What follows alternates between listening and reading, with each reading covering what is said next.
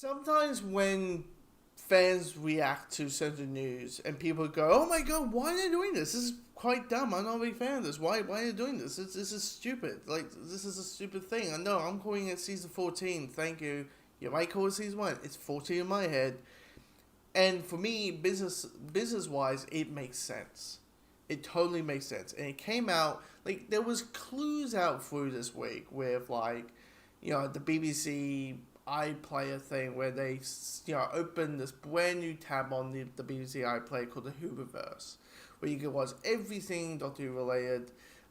You can watch all the episodes of Doctor Who, all the spin-offs from Torchwood to Seven J Inventors to K9 Company, from Class, from Doctor Who Confidential. You can watch the proms, you can do all these things, and once again, you can watch all the episodes of Doctor Who from the Dead Planet all the way to the Power of the Doctor. Just trying to rub it in that, Unearthly Child's not there. Basically, the reason it's not there is which are the very first story, the first 4 episodes ever of Doctor Who are not part of that 800 episode collection thing because there's this copyright from 1963. It's very different what copyright is now. It's very different. So, that being said, people notice that when you go on the tab of the Revival series that started from 2005 with Rose, with Chris Eccleston, and then we went into David Tennant, and then went into the 11th Doctor with Matt Smith, and then Peter Capaldi and Joe Whittaker. It said 2005, and they ended with 2022, and we were like, okay. And then they announced they're shooting season 2, or they're shooting second season right now. Not with starting season 15. And I'm like, hold on a second. Maybe it's some wording, maybe it's semantics, maybe it's them trying to not stare newcomers, because the whole Disney thing, all that. And where it came out that, through the magazine, SFX magazine, it confirms it from my interview from Washington T. Davis, who is the current showrunner of Doctor Who, and he says, next year season 1, yes, we're calling it season 1, we'll let you catch your breath, and we'll imagine there's a collective gap of clashing coincides, a Wizarding of Sonics, not season 14, not season 40, because technically if you count the 26 seasons of the classic series, and you have the 13 seasons of the Revival, it and you add if you made the upcoming season 14, it would count as season 40, which is bonkers as 40 seasons of television on just one character. He says controversial. David chuckles geeky. What's fun is that to be? What's fun that is to be controversial? Just over like, oh my god, we're not calling it season 40. But here's the thing. People are questioning why they're doing it. Why just call it season 14, make it season 15, and why are we doing this? Why are we doing that? And I said very simple. Disney. Like no matter what, the Disney deal was going to happen. No matter what, the Disney deal was going to happen. But I wouldn't be shocked that what one thing Disney probably adjusted them to do, and they followed it, was look, we want new people who never seen the show to go on our service and watch Doctor Who. You want the same thing to happen. And you're gonna have a lot of people who will be very isolated when they see the word 14, season 14, on when they're about to click the episode. Now, us fans, we know that every time there's a new Doctor, every time there's a new companion, every time there's when there's a new whatever, that is a new time to start. You know, new face, new actor. Time to jump in and what's their one of Doctor Who. And hell, it's even if it's a type of show you can kind of jump off and on again. You know, if you don't like this Doctor, wait till the next one. Like this, don't like that companion, wait till the next companion shows up. You know, it is that type of show. So, and we all know that, but the average goer doesn't know that. All they see is 14, and we live in a world where like people don't want to do homework. And it's fun homework, and you think about it, like, what is it? It's 177 episodes. And sure, there's some two-parters and all that, and you can kind of give and take, you know, watch all seasons in a couple of weeks, in a couple of months, if you just want to, you know, watch a Doctor Who, you know, watch a Doctor Who story a week, a day, sorry. Like, you know, you have Woes one night, and then you have End of the World one night, and then The Unearthly Dead in the third night, and then you watch World War III and Aliens in London in one night, like, because it's a two-part. You know, I get it. You know, you could do that, but for a lot of people,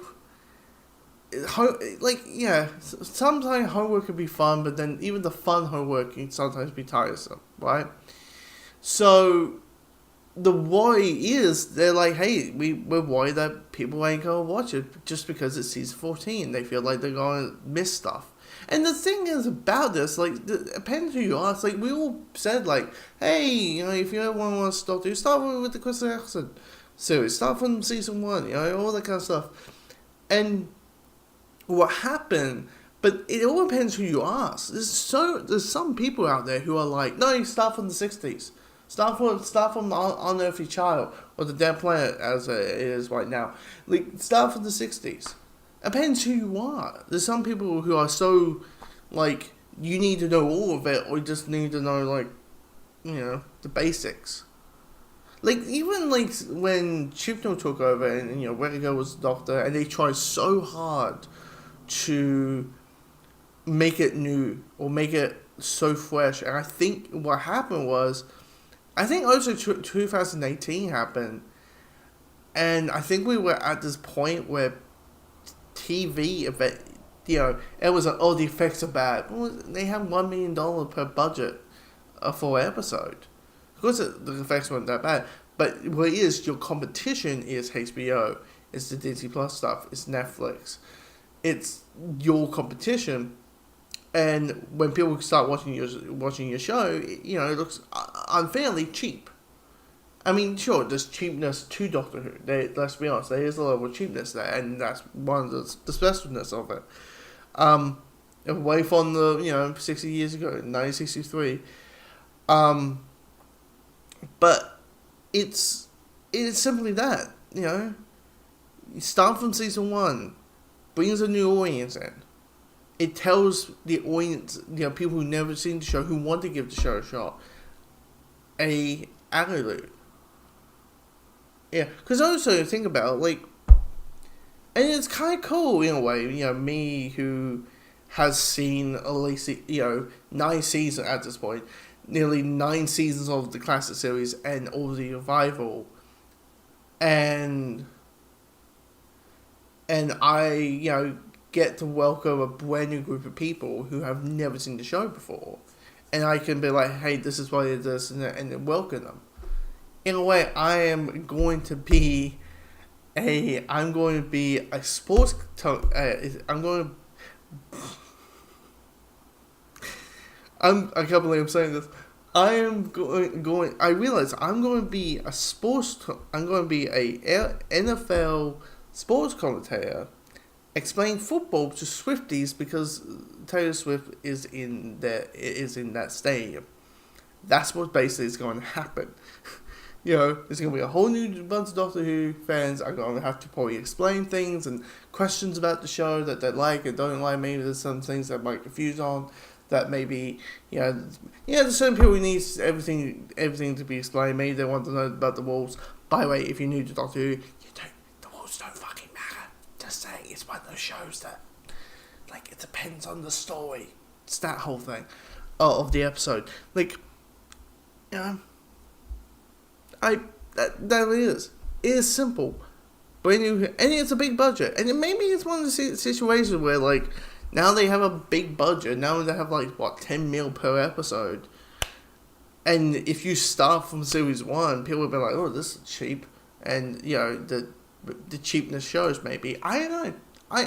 Honestly, I think what it was, it's just a suggestion that Disney made and probably said like, "Hey, make it more accessible for newcomers," and they took it on. And at the end of the day, it probably, like a lot of people feel like there will be a split with Generation. Maybe there will be. So in a way, we're saying goodbye to the Doctor that people have been following for 60 years, and now we're following this brand new Doctor. I don't know. Could be. Or maybe we are going to have a proper generation. And now, here comes 14, here comes 15. But, like, if you're a fan, you know the story or how it happened, but Series 1 is going to be Series 1. It is just simple. It's very, business-wise, it makes a hell of a lot of sense. A hell of a lot of sense.